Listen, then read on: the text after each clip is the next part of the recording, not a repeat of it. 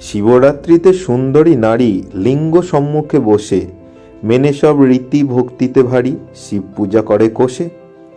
খুশি হয়ে শিব মারলেন উঁকি, কিরকম স্বামী চায়, ঠিক যেমনটি পেলে হবে সুখী, দেব তাহায় সাপ্লাই।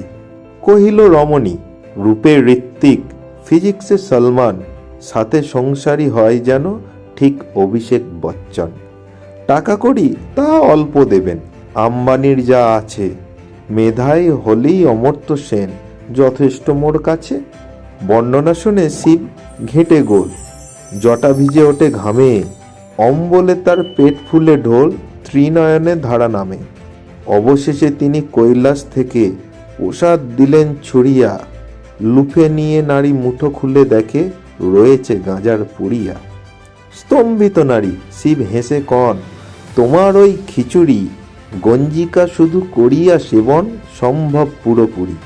সকালে উঠেই দুছিলাম টেনো, আর নাহি রবে ল্যাঠা, পতিকে দেখিয়া মনে হবে যেন সুপারম্যানের জ্যাঠা।